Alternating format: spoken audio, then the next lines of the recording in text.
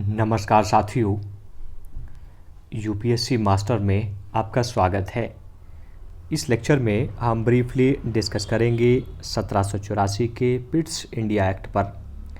जानेंगे अधिनियम को पारित किए जाने के पीछे क्या कारण विद्यमान थे, चर्चा करेंगे अधिनियम के प्रमुख प्रावधानों पर और अंत में करेंगे अधिनियम का मूल्यांकन।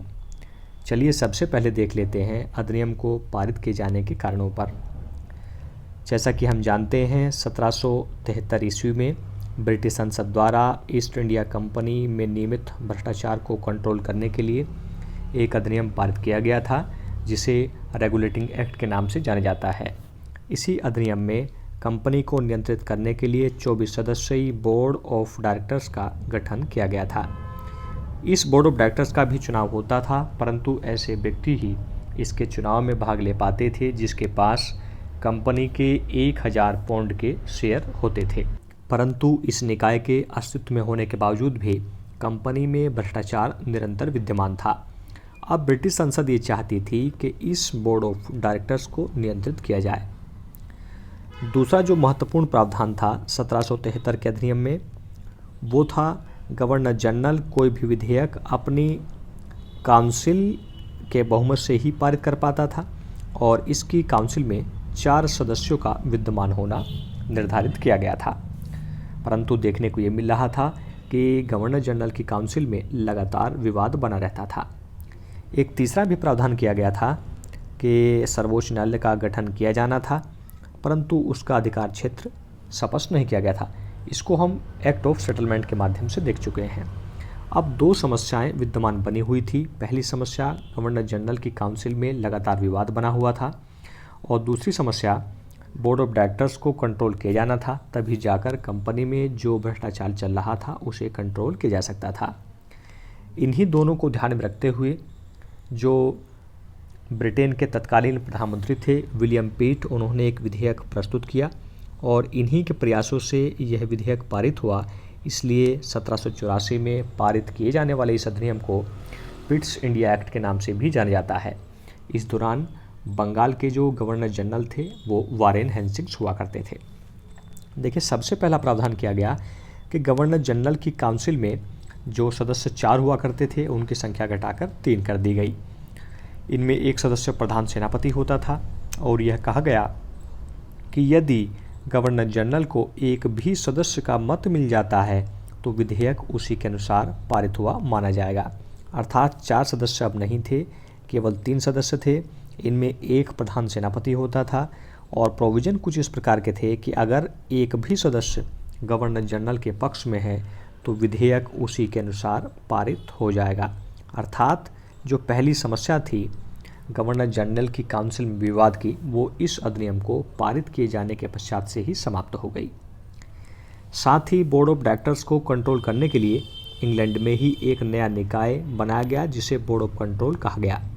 इसमें 6 सदस्य होने के प्रावधान किए गए, जिसमें इंग्लैंड का वित्त मंत्री होता था, राज्य सचिव होता था और शेष 4 सदस्यों की नियुक्ति जो है वो सम्राट द्वारा की जाती थी। बोर्ड ऑफ कंट्रोल का जो कार्य था वो था कंपनी के सैनिक, असैनिक और राजस्व संबंधी सभी मामलों की देखरेख करना तथा नियंत्रण निर्देशन करना। बोर्ड ऑफ कंट्रोल जो बोर्ड ऑफ डायरेक्टर्स थे उसके नाम आदेश जारी करता था। इस प्रकार हम देखते हैं कि जो बोर्ड ऑफ डायरेक्टर्स था उस पर बोर्ड ऑफ कंट्रोल का नियंत्रण स्थापित हो गया। बोर्ड ऑफ कंट्रोल का नियंत्रण कह लीजिए या फिर कहिए ब्रिटिश संसद का। जो बोर्ड ऑफ डायरेक्टर्स थे वो भारत से प्राप्त होने वाले और भारत को भेजे जाने वाले सभी दस्तावेज की एक प्रतिलिपि बोर्ड ऑफ कंट्रोल के सामने रखा करते थे, जिसे बोर्ड ऑफ कंट्रोल चाहे तो स्वीकार कर सकता था, चाहे अस्वीकार कर सकता था या उनमें परिवर्तन करके उनमें कुछ संशोधन भी बोर्ड ऑफ डायरेक्टर्स को देता था, जिसे मानना बोर्ड ऑफ डायरेक्टर्स के लिए अनिवार्य हुआ करता था। इस प्रकार हम देखते हैं बोर्ड ऑफ कंट्रोल द्वारा बोर्ड ऑफ डायरेक्टर्स पर एक प्रभावी नियंत्रण स्थापित किया जा रहा था।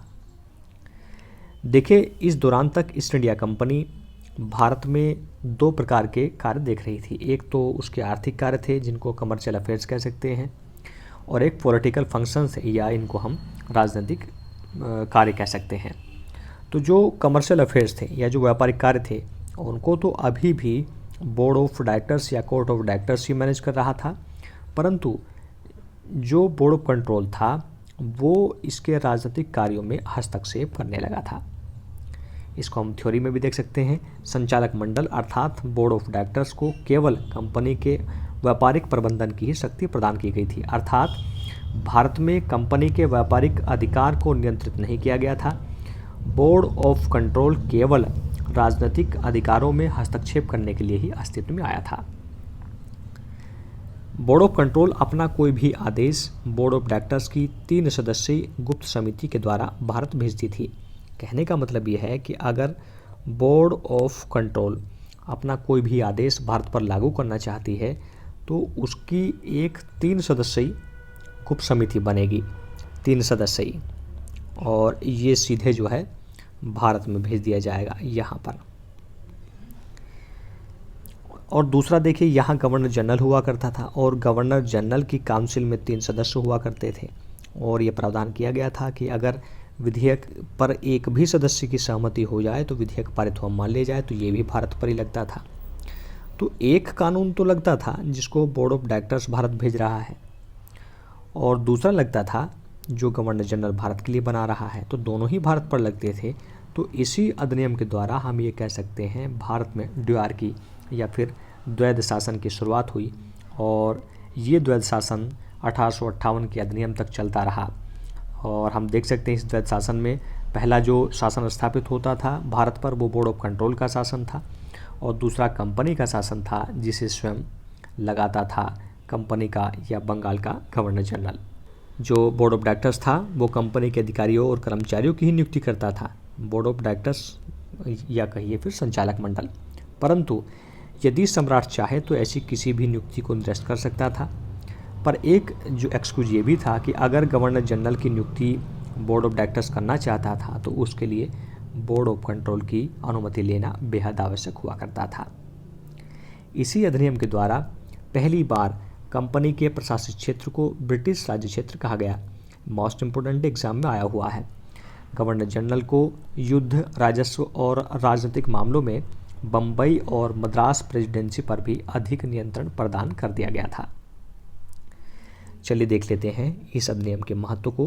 पिट्स इंडिया एक्ट भारतीय संवैधानिक विकास के इतिहास में एक महत्वपूर्ण कदम माना जाता है। यह 1858 के अधिनियम के पारित होने तक भारतीय संविधान का आधार रहा, और इसके माध्यम से हम देखते हैं ब्रिटिश संसद ने ईस्ट इंडिया कंपनी के राजनीतिक कार्यों पर प्रभावी नियंत्रण स्थापित किया। जैसा कि हम देखते हैं इसके लिए उसने बोर्ड ऑफ कंट्रोल की स्थापना की। एल्बर्ट ने इस अधिनियम के विषय में कहा है, ये वही एल्बर्ट हैं जिन्होंने रिपन के कार्यकाल में एक विधेयक प्रस्तुत किया था और जिस पर एक लंबा विवाद भी हुआ था 1884 में। कहा है कि पिट ने कंपनी को ब्रिटिश सरकार की प्रतिनिधिक संस्था के प्रत्यक्ष और अस्थायी नियंत्रण में रखने के सिद्धांत को अपनाया। श्री राम शर्मा ने कहा है, पिट्स इंडिया एक्ट ने इंग्लैंड में भारतीय मामलों के निर्देशन में मौलिक सिद्धांतों पर ही बल दिया। कंपनी मंडल शक्तिहीन हो गया और संचालक मंडल ब्रिटिश सरकार के अधीन हो गया। फिलिप्स ने लिखा है कि 1784 का एक्ट एक चतुर और कुटिल प्रस्ताव था जिसने संचालक समिति की राजनीतिक सत्ता को मंत्रिमंडल के गुप्त और प्रभावी नियंत्रण में लाकर खड़ा कर दिया था। चलिए इस संबंध में एक प्रश्न को भी देख लेते हैं। 1784 ईस्वी के पिट्स इंडिया एक्ट से गठित बोर्ड ऑफ कंट्रोल कब समाप्त हुआ? 4 विकल्प दिए हैं। 1853 का अधिनियम, 1858 का अधिनियम, 1861 का अधिनियम, या इनमें से कोई नहीं। जो भी आपको सही उत्तर लगता है तो कमेंट सेक्शन में ज़रूर लिखें। उम्मीद है इस अधिनियम से संबंधित कंसेप्ट और फैक्ट आपको समझ में आए होंगे। जय हिंद, जय भारत, महाशक्ति भारत।